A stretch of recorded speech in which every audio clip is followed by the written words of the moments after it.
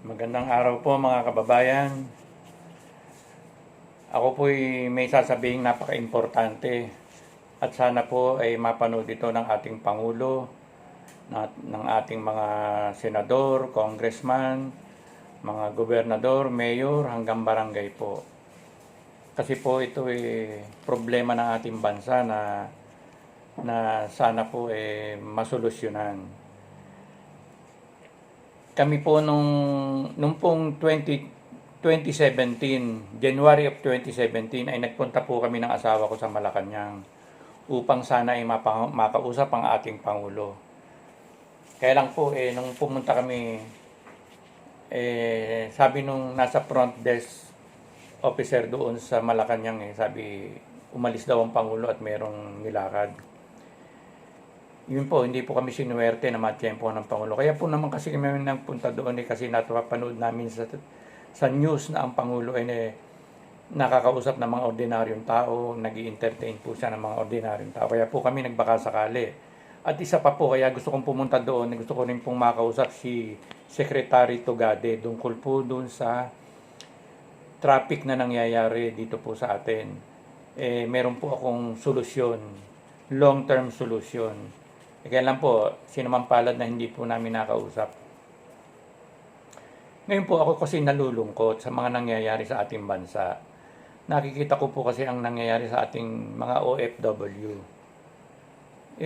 Bakit po ganoon? Ba't kailangan dumating tayo sa punto na bago natin masustain ang pangangailangan ng ating pamilya, kailangan umalis tayo. Umalis ang ama o ina, o kung minsan po yung anak aalis. Ba't po ganon? Sana po matigil yung ganong sistema. Kasi po napakarami na pong Pangulo ang nagdaan. Pero sa tingin ko po walang gumagawa, walang kumikilos na paraan para matigil ang pag-alis ng ating mga kababayan. Nakakalungkot po. Kasi po, nakakabalita tayo na ang ating mga kababayan mga lalo po, halimbawa mga Pilipina na domestic helper, may mga balita po na ginagahasa, nire-rape po sila, o minamaltrato, hindi pinakakain, sinasaktan, kuminsan hindi pa pinasusweldo. Kaya po may mga kababayan tayo na babalita natin lumundag sa bintana. Nakakalungkot po. Sana po matigil na yan. Ako po may kukwento sa inyo. Ito po alam ko, epekto nung ating nangyayari sa bansa natin na pagtatrabaho sa ibang bansa Kami po ng asawa ko, nung pong 2005, nag-tour po kami ng asawa ko sa Singapore.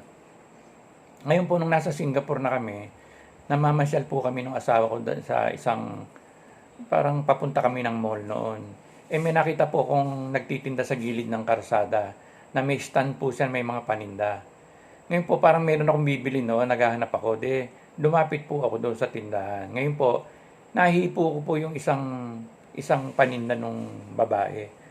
Akalain niyo po ba naman pinagsisigawan ako nung nagtitinda? Talaga pong nagulat ako kasi po ako ay turista sa bansa nila. Naisip ko po tuloy na tayo dito sa Pilipinas, pag may turista tayo nakita rito nginingitian natin o nag-good morning tayo. Ba't dito po, ba't ganun pambabastos ang ginawa sa akin? Binaliwala po namin yon. Po, lumipas ang 1 o 2 araw, namasyal naman po kami ulit ng asawa ko. Napunta po kami doon sa, kung tawagin yung night market, isa pong karsada doon yon, isang street sa Singapore, na may mga panindang mga second hand, mga surplus, may mga cellphone po kung ano mga second hand. Ngayon po, nung naglalakad kami sa gilid ng karsada, meron pong parang sa Divisoria, may nakasalampak po doon sa gilid at may tent, may mga paninda po siyang marami. Ngayon po, may nakita akong grinder. Ngayon po, nung nakita ko yung grinder, tinanong ko doon sa tindera kung magkano. Okay naman po yung presyo. Ngayon po, sabi ko, i-test muna bago ko bilhin. Ngayon po, nung sinaksak ng tindera yung grinder sa kuryente, bigla pong nag-short yung kanyang kuryente. Akalain niyo po bang galit na galit sa akin yung tindera? Sa lulog, ba't kasi magagalit sa akin Hindi ko naman hinipo yung item. Siya naman nagsaksak sa kuryente. At paninda niya yon. Ako sabi ko, Sobra naman ng mga tao rito ang pakababa ng tingin sa atin. Turista tayo rito, ganito kung tratuhin tayo. O di ganun po ang nangyari. Nakauwi po kami sa aming tinitiran. Ngayon po, araw po ng linggo, namasyal na naman po kami ng asawa ko doon sa Lucky Plaza. Yung po yung pinapasyalan ng ating mga OFW, yung ating pong mga nagtatrabaho ron ng mga kababaihan. Ngayon po, pagkatapos naming mamasyal doon sa Lucky Plaza, paglabas po namin, makikita ko ba naman yung mga hallway doon, ang dami, ang haba ng hallway. Punong-puno po ng mga Pilipina. Mga nakasalampak sa gilid, napakarami. Nakakaawa po, makakita po kayo nagkukwentuhan sila, meron pong mga nag-iiyakan. Sabi ko, ba't ganito ang buhay nating mga Pilipino? Masyadong nakakaawa naman tayo. Ba't ganito, kaya ganito kababa ang tingin sa atin ng mga Singaporean doon? Kasi pala ang ating mga kababayan din ang mga trabaho katulong sa bahay. So, ganun po ang nangyari. Nung pong 2010, nag-tour po uli kami ng asawa ko. Sa Hong Kong naman. Sa Hong Kong naman po okay. Hanggang nakarating po kami ng Macau, hanggang pupunta po kami ng China. Ngayon po, pagdating namin po doon sa China, sa Port of Entry ng China, inabutan po kami ng alas 12. Sarado po yung opisina. Ngayon po sa labas, kami po yung mga nakatayo sa labas. Ako po yung asawa ko, tsaka yung anak kong dalaga. Tapos po merong isang ASEAN na babae rin nandun sa gilid. At saka po 4 na Koreanong lalaki, mga kabataan at saka isang babae. Ngayon po yung mga lalaki naglapitan po sa akin. Ipinakita po yung kanilang passport, sabi niya. Korean, sabi niya. Sabi ko, oh yes, Korean, sabi ko ganyan. Dininginitian ko po. Tapos tinanong po sa akin kung ano wrong passport ko. Sabi ko, ipinakita ko po yung passport ko. Nung makita po yung passport ko, sabi naman Philippine passport. Naku po, ang ginagawa po nung 4, binubuli-buli ako. Talaga po, hindi naman po ako makaporma. Unang-una, nag-iisa ako, kasama ko pa yung anak kong dalaga. Hanggang makapasok po kami ng China, doon po sa Port of Entry. Pagpasok po namin, nakakita ko ng mga Pilipinong OFW. Nilapitan ko po yung dalawang nakatayo. Habang kinakausap ko po, nakatingin kami doon sa mga Koreano. Nung makita po ng mga Koreano, nakatingin kami sa kanila, nagmamadali pong nag-alisan, halos magtakbuhan palayo. Sabi ko, ba't ganun? Napakababa ng tingin sa atin ng mga taga-ibang bansa. Kumisa po, hindi ko naman po masisi, kasi po talaga pong ganun ang mangyayari. Kasi po, kung mapapansin nyo po yung mga truck na tumatakbo rito ngayon, yung malalaking truck, mga bus, meron pong mga kumisa may kotse pa. Puro po galing sa ibang bansa, yung mga pinaglumaan po doon. Ngayon po nandito sa atin, yun ang ginagamit natin. Kaya po siguro ganun kababa ang tingin sa atin. Tapos po makikita nyo po may mga tindahan dito ng mga furniture na pinaglumaan din sa ibang bansa, mga kuno-anong gamit nandyan. Ibinebenta rin po sa ating mga Pilipino at binibili rin po ng mga Pilipino. Idagdag pa po natin yung mga damit na pinaglumaan nila doon o lumiit na sa kanila o inayawan nila o damit ng mga namatay nilang kamag-anak sa halip na itapon, ito pinadadala sa Pilipinas. Ngayon po, yun po yung nabibili natin sa ukay-ukay. Yun po yung binibili natin. Kaya po napakababa ng tingin ng mga taga-ibang bansa sa ating mga Pilipino. Sana po matigil na yan. Kaya po gusto kong makausap si Pangulong Duterte. At ito pa po ang isa. Dito po sa ating bansa, makikita nyo po sa mga syudad, lalong-lalo na dito sa Maynila, napakaraming squatter, napakarami pong mga kababayan natin galing sa mga dulong bahagi ng bansa natin na nandyan. Noong pong 1960s, ang ginawa po ng gobyerno sa mga squatter na yan, yung mga nakatira sa mga barong-barong. Dati po, ang mga squatter na yan, dyan lang sa tundo, sa gilid ng dagat, gilid ng ilog, ilalim ng tulay, sa mga creek. Meron po sila yung mga barong-barong. Ang ginawa pong solusyon ng gobyerno, nagtayo po ng mga pabahay, nirelocate.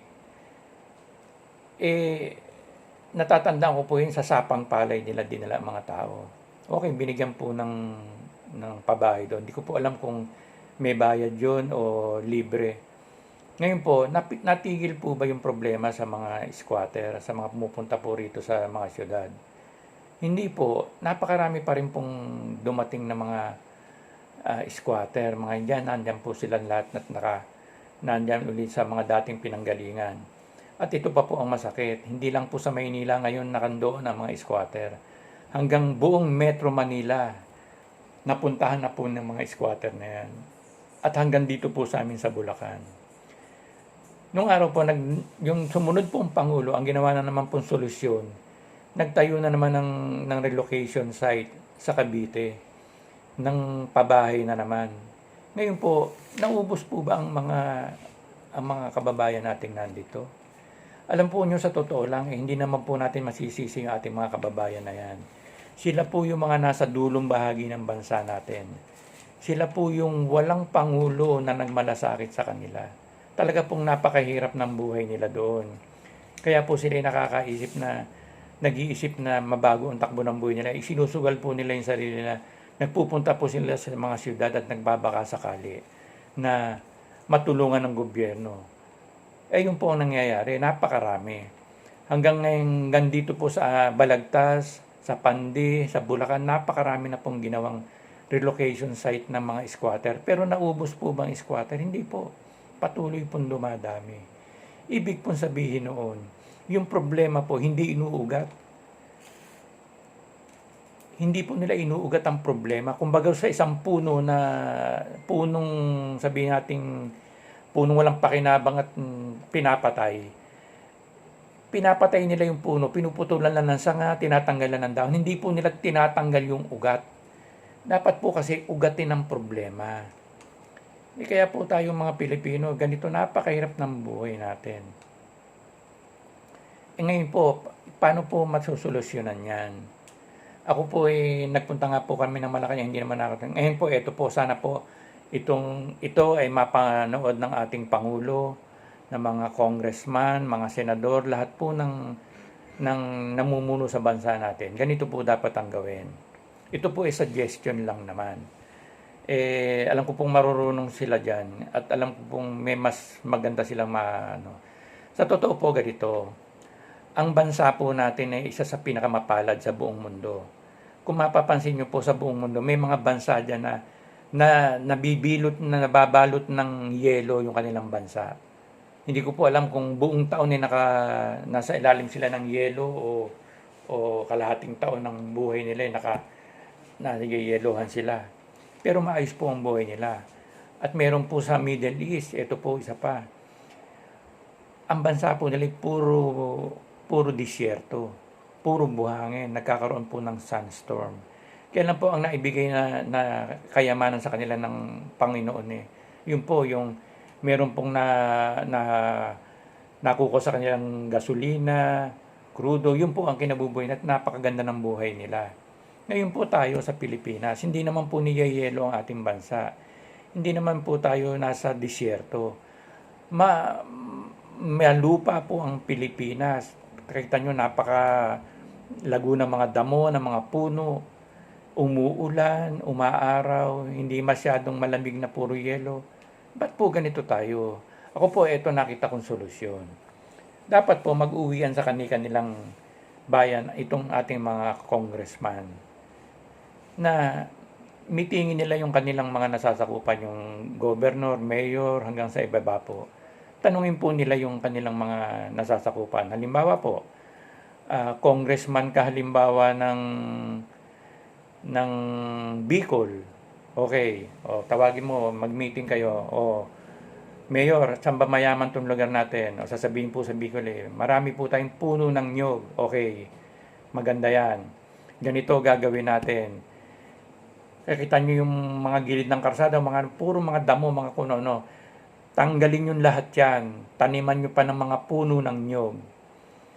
Lahat yan ng lupa dito sa atin sa Bicol, taniman nyo ng nyog. Magtatayo tayo ng pabrika dito.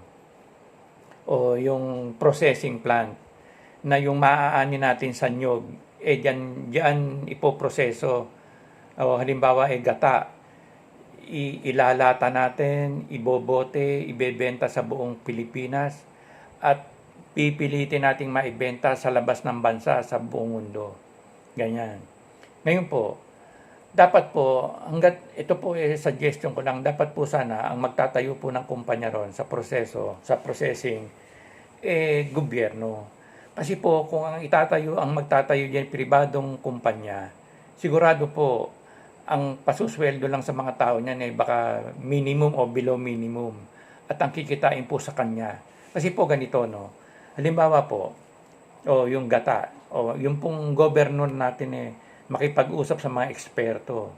Makipag-usap sila sa mga professor o mga eksperto dyan sa UP Los Baños. Yan po alam ko sila nag-aaral ng tungkol sa mga ganyan. Tapos po itong Araneta University at kung saan po na mga eksperto sa ganyan na pwedeng tumulong. Tanungin po, ano po ba magagawa natin yan? Ano pa po ang produkto magagawa natin? At kung po pwedeng ilata na magtatagal ang buhay, hindi masisira, ganon. Tapos po, ano pa po ba ang pwede nating magawa dyan? O halimbawa po, nag-imbita tayo ng mga engineer, mga kung anong mga yung po namang mga bunot ng nyog, yung mga balat ng nyog, pararaanin sa makina yan, paglabas niyan, giling na, may magagawa po siya dyan, may maiisip po ang ating mga eksperto, mga tatalinong engineer, kung ano dapat gawin doon, na pwedeng pakinabangan ng bansa. Halimbawa po yung baon ng nyog, marami po siyang pwedeng gawin dyan, pwedeng gawing sandok, kung ano-ano, o kortina ng bintana, kung ano-ano po, maraming magagawa dyan. Alam ko po matatalino mga Pilipino. Ngayon po, yun po magagawa ng ating mga kababayan doon sa bayan na yon. At sila po kikita ng maayos. Ngayon po, kasi po kaya gusto ko po gobyerno ang may-ari. Para po halimbawa, sa simula, bigyan natin ng minimum wage yung mga nagtatrabaho. Habang tumatagal po yan, hanggang pwede na pong mai-export yan. Kikita na po yan, kumpanya na yan. Lakihan po natin ang mga sweldo niyan. Gawin po natin halimbawa 500 ang minimum, gawin natin 1,500, 2,000. Sigurado pong ang ating mga kababayan din ay matutuwa. Hindi po nila kailangan pang ng tulong sa gobyerno na bigyan ng pabahay. Sila po mismo makapagpapatayo ng sarili nilang bahay. At halimbawa po, natapos po ang isang taon, ping December, year end. Yung pong 30 to 40% na kinita po ng kumpanya, hati-hatiin dun sa mga tauhan nung processing plant at saka yung mga nag-ano doon ng mga produkto. Di po sana napakaganda ng buhay ng ating mga kababayan. Hindi na po nila kailangang mag-abroad o pumunta sa mga syudad para magtrabaho. Halimbawa po, governor, halimbawa ikaw sabihin mong taga Quezon ka o taga Occidental Mindoro ka. O pagpunta mo ron, tanungin mo yung mga kababayan doon, yung mga mayor mo, governor doon. Sinabi nila, taniman natin ng rubber tree yung ating bayan. Tanggalin yung mga walang kakwenta-kwentang puno dyan, mga damo na yan, taniman natin. Tapos magtayo po ng kumpanya ron ng processing plant na dadala ng mga maaaning mga rubber na goma doon sa mga rubber tree. Tapos dapat po gobyerno rin. Tapos po magtayo po, saan ba magagamit ang mga katas niyan? Rubber. Pwede po tayong maglagay ng gawaan ng tsinelas, sapatos, o kahit na ano pa muna na pwedeng gamitin ng ating mga kababayan sa kanilang gamit sa bahay. Pwede pong gulong ng truck, gulong ng jeep, gulong ng bisikleta. Magkakaroon po ng maraming hanap buhay ang ating mga kababayan. Tapos po, yung iba ibenta sa ibang bansa. Di papasok po ang dollar dito, ang pera rito. Ganun din po gawin, kamukha doon sa bigyan ng malalaking kita, bigyan ng di sana po maganda ang buhay ng ating mga kababayan. Ngayon po, halimbawa po, dito sa Bulacan, sa Nueva Ecija, ito po ang sentro ng taniman ng bigas dito po sa atin sa bansa. O halimbawa po si governor pumunta rito, si congressman. O bigyan niya ng mga modernong gamit. O at tingnan kung paano mas lalakas ang ani para hindi na po tayo nag-i-import ng bigas. Ito po ang isang bagay na napakasakit. Nung araw po, nung late 60s, meron po ditong IRRI, International Rice Research Institute. Nagtayo po diyan sa Laguna. Ngayon po, yung pong naimbento po ng ating mga kababayan yung miracle rice. Kaya po napakaganda ng naging niyan.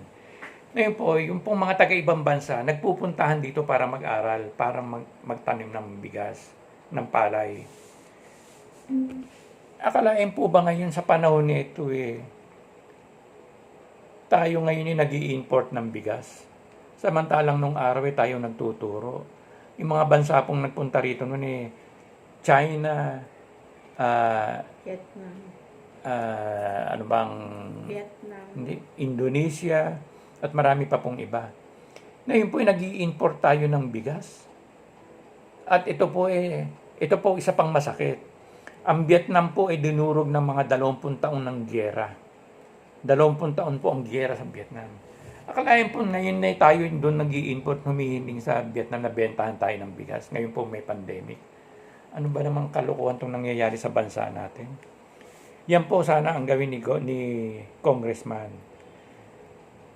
Ayusin po yan kung paano maibabalik sa dati o mas doblehin pa ang pag-ani. Kasi po, sa totoo lang, nagliitan na po ang taniman ng palay dito sa Bulacan.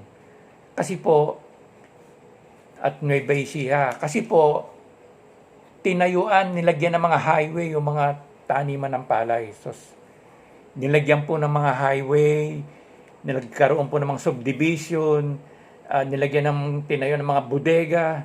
Kaya po lumiit na po ang taniman ng palay. Sa susunod pong iisa-isahin ko po sa inyo yan. Pagka inanuhan ko po ang topic na yon. Kaya po, tingin nyo po nangyayari sa bansa natin. Yun po dapat si Congressman kumilos. Dapat po hindi tayo nag-i-import ng bigas. O ngayon po, ito pa po isa. Halimbawa po, si Congressman naman yung lugar niya maganda, patag. Sabihin na natin sa Bohol naman siya. Kamatis ang itanim natin diyan. Halimbawa kamatis sa buong kalahati ng Bohol, kamatis sa dami noon. Ibenta sa Pilipinas, yung iba naman ibenta sa buong mundo. Ngayon po, yung ibang kamatis, gagawin po natin, magtayo uli doon ng kumpanya ng processing plant. Gawin pong tomato sauce, tomato ketchup, tomato juice, kung ano pong pwedeng gawin sa kamatis. Ilagay po sa lata, sa bote, ibenta sa buong Pilipinas at sa buong mundo. Ngayon po, pagka po nagkaganon kikita po ang ating mga kababayan. Hindi na po sila aalis sa kanilang mga lugar. Kaya po, halimbawa, ito naman po, sa Pampanga, magagaling po dyan, gumawa ng mga karpentero. At dito po sa Balagtas, Bulacan, maalala ko po, nung araw po dito sa Balagtas, Bulacan, 3 baryo po rito na tabi-tabi silang baryo. Ang mga furniture shop po tabi-tabi. Lahat halos ng bahay na makita mo sa ginakasa, puro furniture shop. Lahat po kumikita, bumibenta.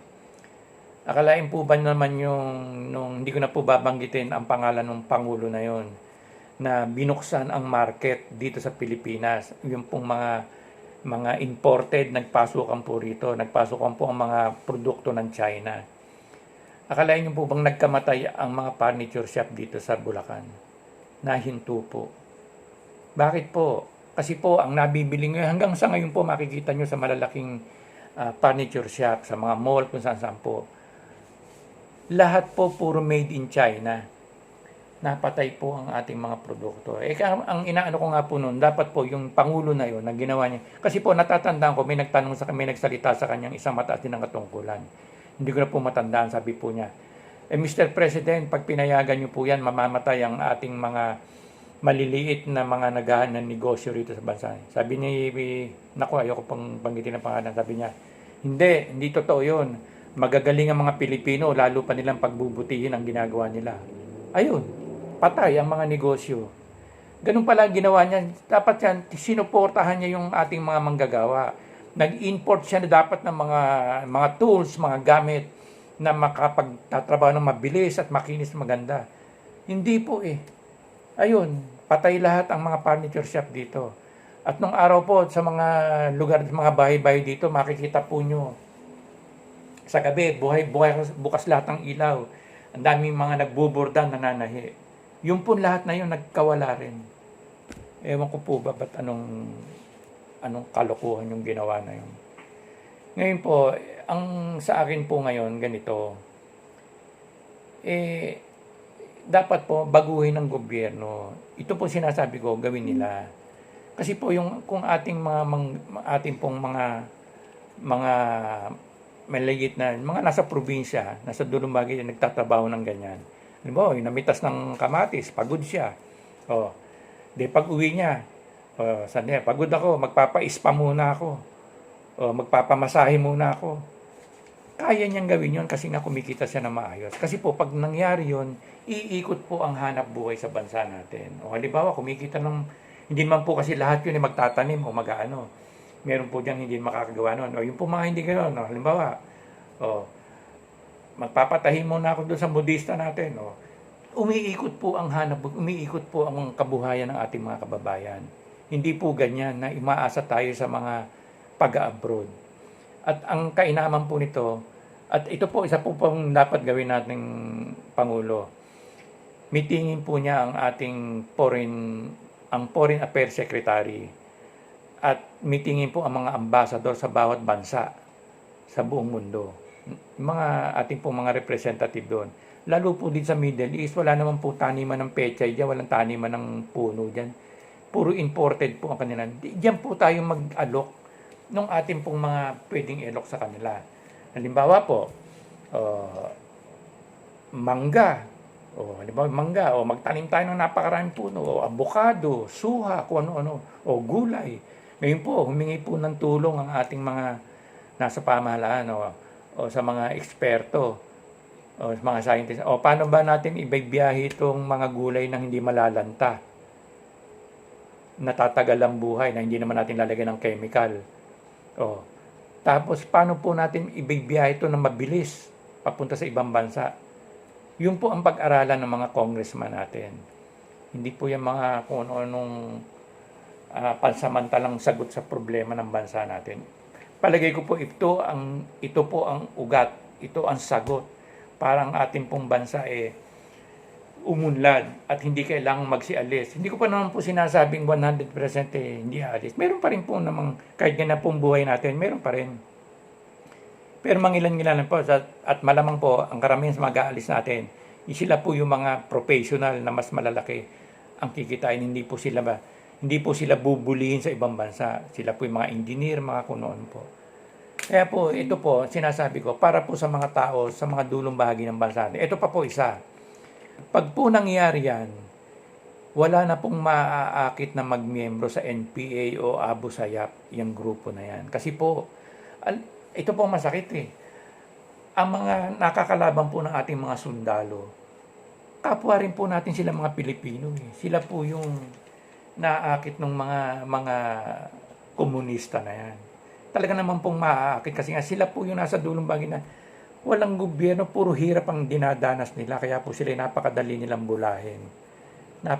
Kaya po ito, pag nangyari po itong sinasabi ko na to, magbabalikan po yung mga tao na yung mga miyembro ng Abu Sayyaf at sa kanilang mga lugar na pinanggalingan. Baka po pati mga leader nila magbalikan na po. Masaya po, wala nang mag-a-abroad. Ang pamilya po ng isang pamilya buo.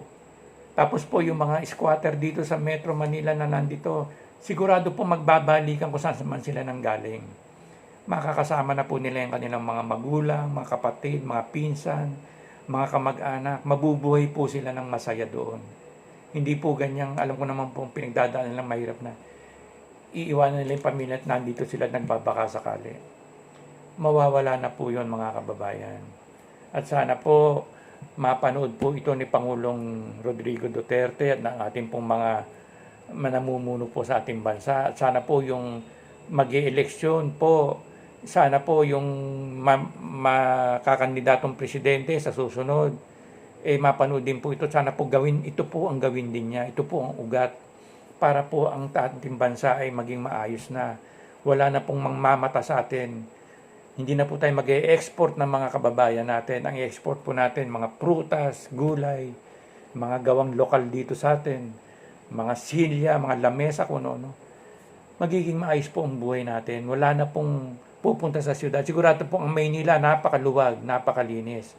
Kakasya na po yung tubig sa sa Angat Dam.